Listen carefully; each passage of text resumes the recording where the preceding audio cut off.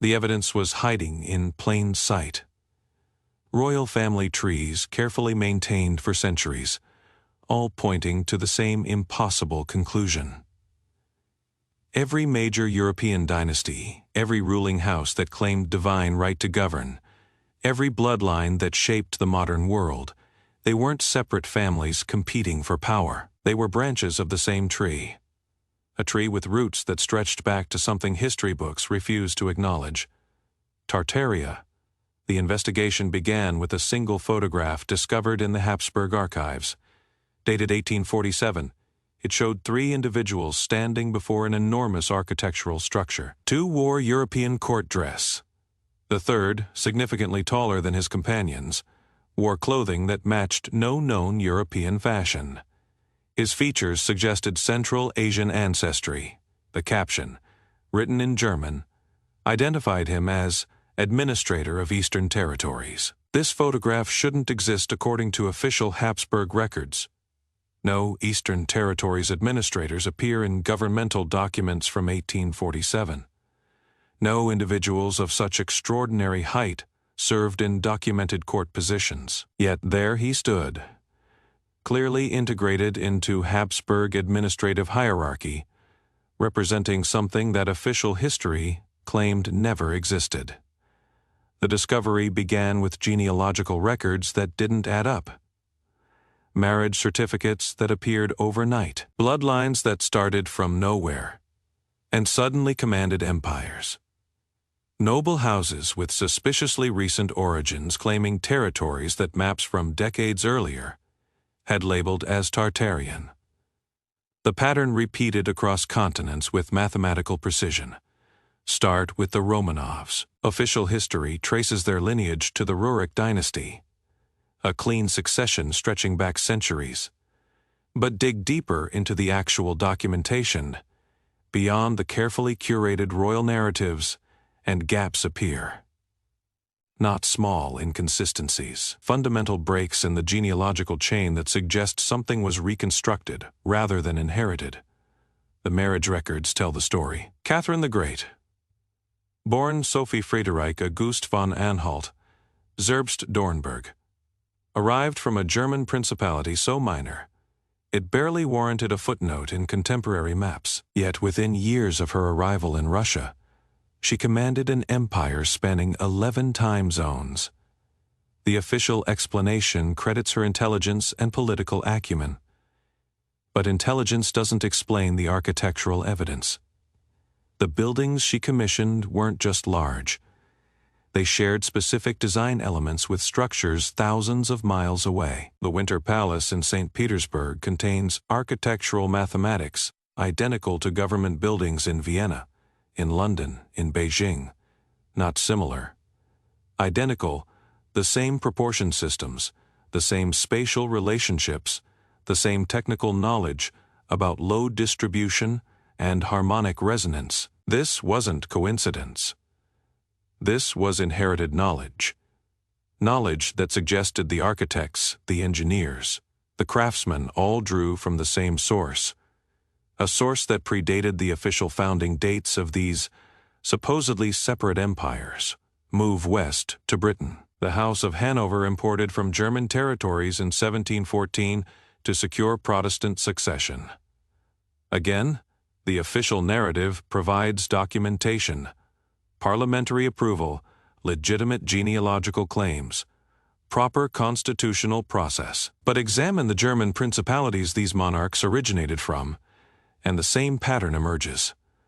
These small territories had undergone recent dynastic changes themselves.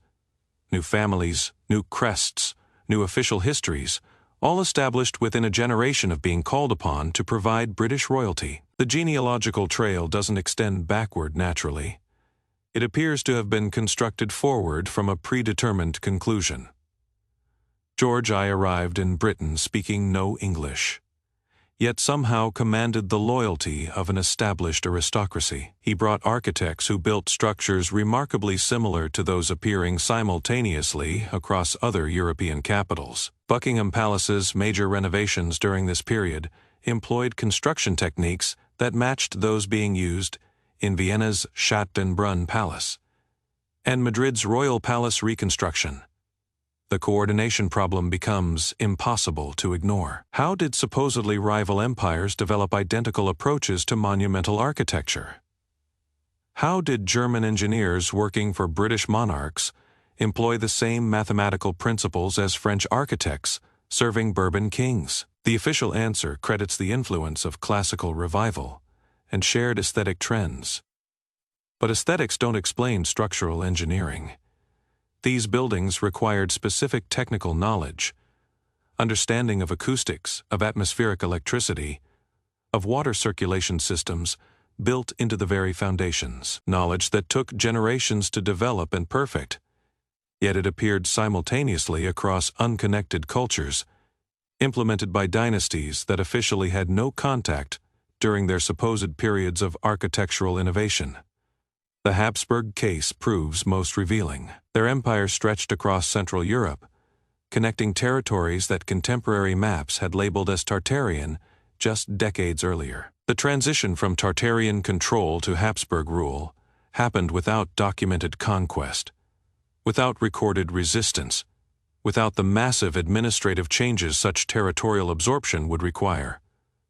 Instead, the transition appears administrative, a reattribution rather than a conquest. The Habsburg genealogy during this period shows the same suspicious gaps found in other royal lines. Marriages to women whose ancestry couldn't be traced beyond 2 generations. Sudden appearances of cousins with claims to vast territories. Dynastic branches that materialized fully formed with no documentation of their development. The architectural evidence supports administrative inheritance rather than military conquest. Habsburg buildings from this period weren't built. They were inherited. Massive structures with construction dates that don't align with available labor forces. With supply chains that couldn't have supported such projects, with engineering knowledge that supposedly didn't exist. The Spanish succession demonstrates the pattern most clearly. When the Habsburg line ended in Spain, the War of Spanish Succession wasn't fought over empty territory. It was fought over control of existing infrastructure. Cities, ports, administrative buildings, governmental complexes, all already built, all requiring only new occupants. The Bourbon victory brought French architectural influence to Spanish construction projects, but examining the buildings themselves reveals something different. The construction techniques, the mathematical relationships, the harmonic proportions all predate French involvement. The Bourbon contribution was decorative, superficial. The underlying engineering knowledge came from somewhere else. Move east to the Ottoman Empire. The official history describes gradual expansion from Anatolian tribes into a multi-continental power. But the speed of that expansion defies logistical possibility. Armies can move quickly. Administrative systems cannot, yet the Ottomans implemented governmental structures across vast territories with suspicious efficiency. The explanation becomes clear when examining Ottoman architecture from newly conquered territories. Many of the administrative buildings, the governmental complexes, the infrastructural systems already existed. They required modification, not construction. Islamic decorative elements added to pre-existing structures. Administrative functions adapted to buildings designed for different purposes. The pattern repeats in China. The Qing dynasty's expansion into territories previously labeled as Tartarian happened with remarkable administrative smoothness. New governmental buildings appeared across conquered regions with impossible speed. The official explanation credits Chinese organizational efficiency and abundant labor. But the buildings themselves suggest inheritance rather than construction. Qing governmental architecture in former Tartarian territories employs the same proportion systems found in European royal buildings from the same period. The same understanding of acoustics, of spatial relationships, of construction techniques that appeared simultaneously across supposedly isolated cultures. The genealogical evidence supports architectural conclusions. Intermarriage between European royal houses wasn't just political alliance. It was genetic confirmation of existing relationships. Families that officially met through diplomatic negotiation showed genetic markers suggesting much older connections. DNA analysis of European royal bloodlines, where it exists, reveals Asian genetic markers that don't appear in official genealogies. Genetic signatures from Central Asia, from Siberia, from regions that maps labeled as Tartarian. Before the great remapping of the late 18th century, the language evidence adds another layer. Court documents from various European capitals reference a common diplomatic language that wasn't Latin or French. References to ancient or traditional languages used in private royal correspondence. Languages never specified, never documented, never preserved in official records. What if that language was Tartarian? What if European royal families maintained linguistic connections to their actual ancestral heritage while constructing new official narratives for public consumption? The coordination required for the architectural similarities, for the simultaneous appearance of identical governmental systems, for the genetic markers that span continents, all suggests communication networks that transcended the official boundaries between supposedly rival empires. The timeline reveals everything. Between 1750 and 1850, every major European dynasty underwent significant genealogical revision. New official histories appeared. Territory claims were established. Architectural projects began that demonstrated identical technical knowledge across supposedly unconnected cultures. This was the century when Tartaria disappeared from maps, not gradually conquered, administratively redistributed.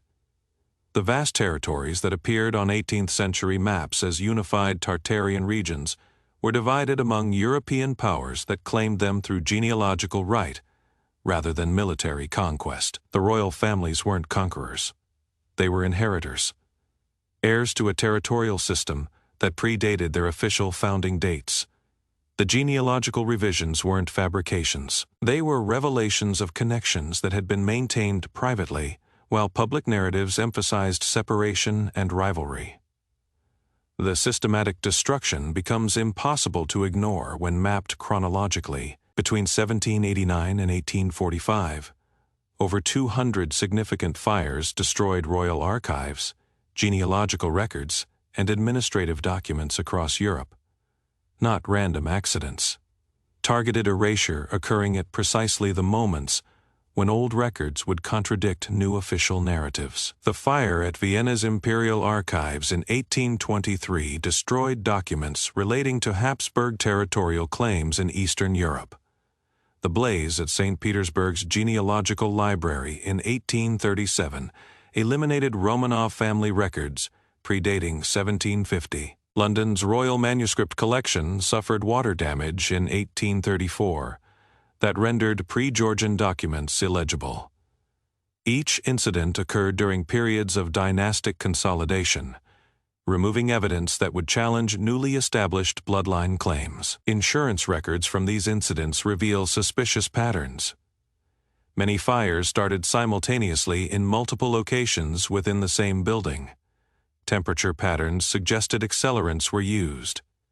Yet, investigations were cursory, conclusions predetermined, repairs funded with unusual speed. Someone wanted these records destroyed and possessed resources to ensure systematic elimination of inconvenient evidence. The architectural evidence proves inheritance. No emerging dynasty could develop identical construction techniques independently. The mathematical knowledge, the engineering expertise, the understanding of acoustic properties and atmospheric systems all indicate inherited rather than invented technology. The genetic evidence proves continuity. Royal bloodlines contain markers that connect them to populations that supposedly had no contact with European civilization. The connections span continents and centuries, suggesting family relationships that predate the official establishment of these dynasties. The linguistic evidence proves coordination. References to common languages, to private diplomatic communications, to traditional terms used in royal contexts, all point toward shared cultural heritage that survived the administrative reorganization of territories. The crown jewels tell their own story. Every major European royal house possesses ceremonial objects that official histories attribute to medieval craftsmanship or commissioned goldwork. But metallurgical analysis reveals anomalies that challenge these dating claims. The imperial crown of Russia contains alloy compositions that wouldn't be developed until the Industrial Revolution, yet bears craftsmanship marks suggesting much earlier creation. Similar inconsistencies appear across royal treasuries. The British crown jewels include stones cut with precision techniques that allegedly didn't exist when they were supposedly created. The French crown jewels, before their revolutionary destruction, were documented as containing gems from deposits that European traders allegedly hadn't accessed during their supposed periods of acquisition. Most revealing are the symbolic patterns. Across different royal houses, ceremonial objects display identical mathematical relationships in their decorative elements. The same geometric principles appear in Russian Orthodox crowns, British state regalia, and Habsburg ceremonial scepters. These weren't independent artistic choices. They represented shared symbolic vocabulary inherited from a common source. What emerges is not a conspiracy, but a transition. The great royal families of Europe weren't separate entities competing for supremacy. They were regional administrators of a larger system. When that system underwent reorganization, they became the inheritors of its territories, its infrastructure, its knowledge. The Tartarian crown never disappeared.